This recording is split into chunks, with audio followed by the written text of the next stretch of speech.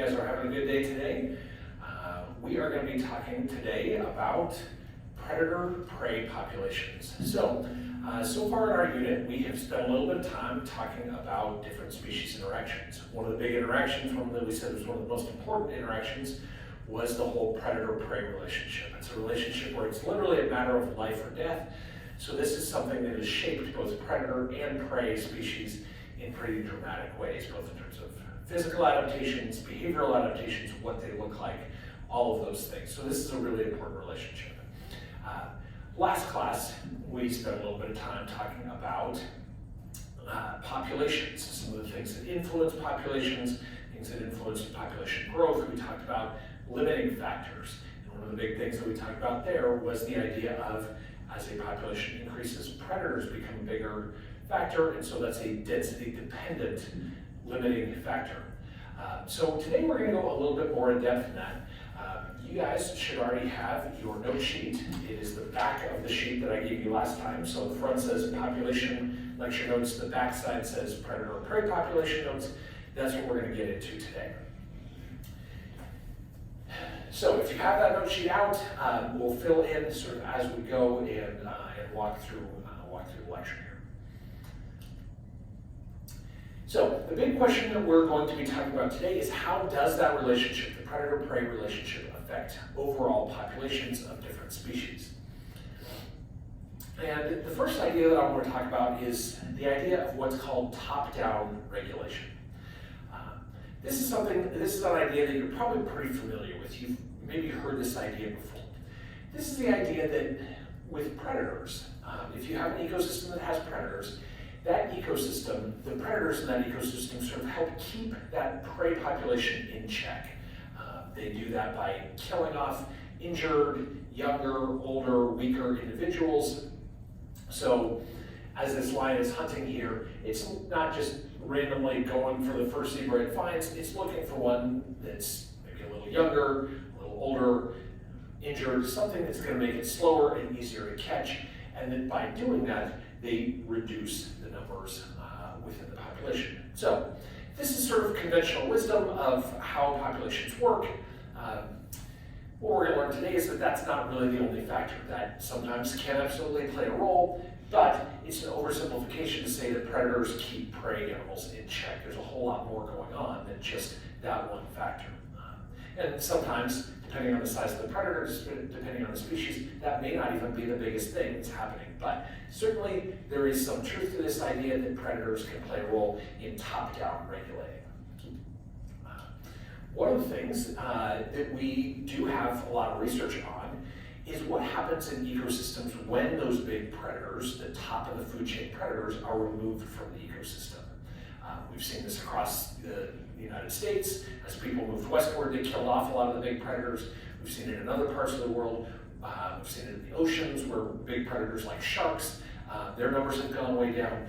So there's actually quite a bit of data and quite a few case studies looking at what happens in those ecosystems when the big predators are removed. So does this idea of them keeping the ecosystem in check, does that actually change when the numbers go down?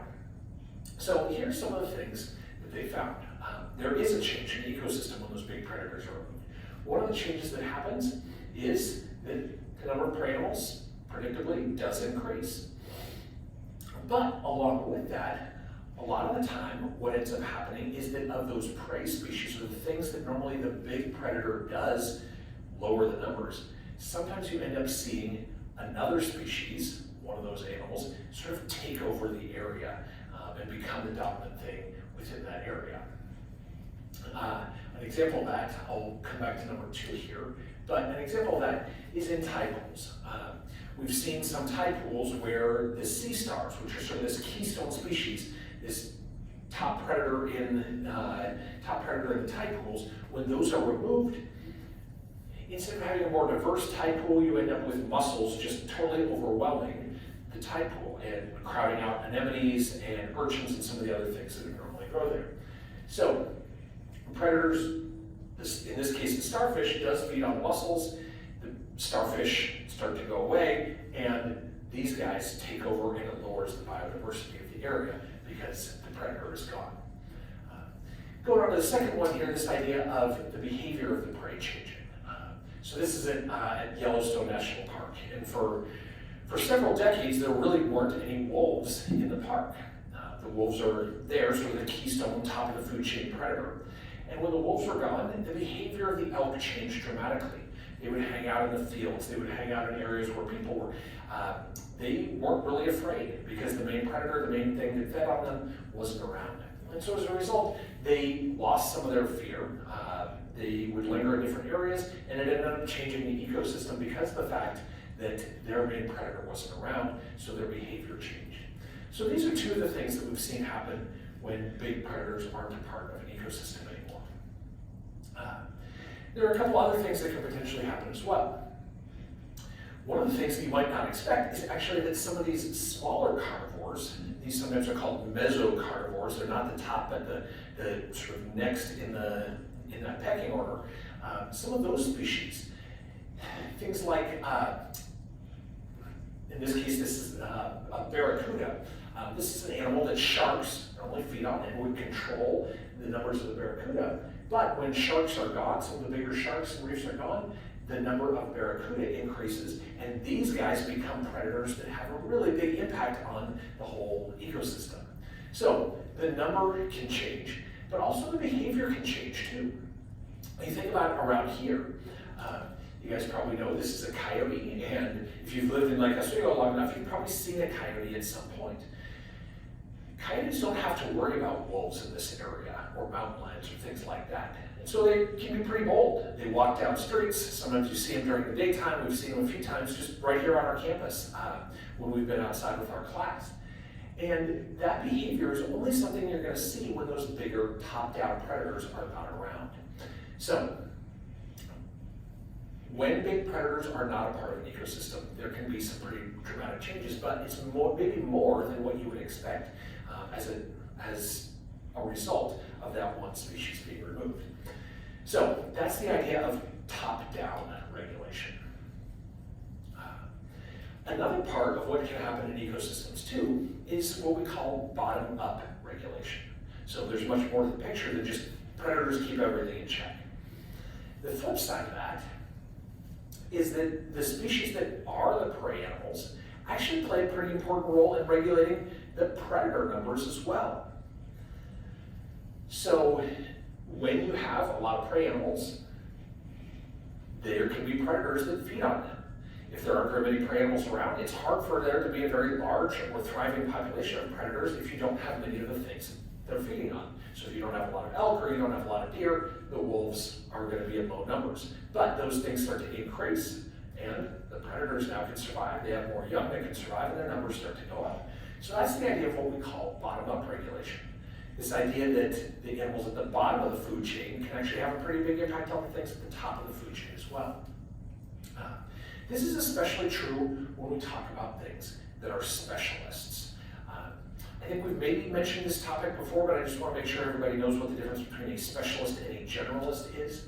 So a generalist is an organism that feeds on a lot of different things. Something like a great horned owl is a generalist. Great horned owls can eat other birds, they can eat squirrels, they can eat rodents, they can eat frogs, they can eat a lot of different things. And they can live in a lot of different forested habitats too, so they can thrive in a city, they can thrive in a little bit more of a deeper forest. That's the idea of a generalist. A great horned owl is both a habitat and a feeding generalist. Something that's a specialist, that's going to be something that, like the name implies, it's much more specialized and feeds on or interacts with one specific thing. So there are some species that just really have one thing that they focus on. There's some species of hummingbirds. This is not a predator example, but another example. There's some types of hummingbirds that just have one type of plant that they feed on. That would be something that's a specialist. It has a really narrow niche, and it sort of narrows in on that thing, and that's how it outcompetes everything else, because it just has that narrow focus of what they do, and they do it better than anything else. So, this idea of bottom-up regulation is especially true when a predator is a specialist. So, an example of this is sort of a famous example of the predator-prey population stuff. The snowshoe hare and the lynx. We actually have some incredible data, historical data on these populations of both of these animals. going back actually to trapping records. So the Hudson's Bay Trapping Company used to keep records of all the pelts that were turned in every year for both hares and lynx and lots of other animals. And so they have these numbers going back to the mid-1800s of what was happening with the hare and the lynx populations. Some years they'd get lots of pelts, other years that they would get not very many, and those coincided with what was going on with the populations in the wild. So you look at this graph. The hare and lynx, these are both specialists. The lynx mainly feeds on just the snowshoe hare. They'll eat some other things, but they're really a hare specialist. And if you look, their numbers almost always peak right after the rabbit, the hare populations go up. Their populations go up. There's a little bit of a lag time. Their numbers start to go down, maybe because of starvation, maybe because of the predators themselves increasing. And right after that, their numbers start to go down. The hare numbers start to go up, and the lynx numbers go up with them. So there's a little bit of a delay, right? It doesn't happen instantly. It takes a year or 2 years for the reproduction of the lynx to happen. But this is a sort of a classic example of bottom-up regulation. The prey animal for a specialist like the lynx really driving what's happening with those populations.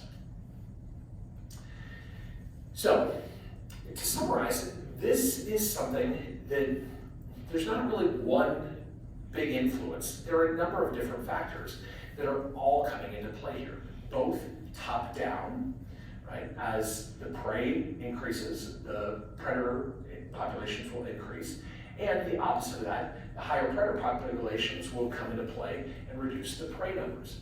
So, both of these factors, both the bottom-up and the top-down, are going to play a role in what's happening in an ecosystem, in those different interactions. And then finally, there are other factors too. Predator-prey stuff is not the only thing that's influencing populations. We talked about other stuff like diseases.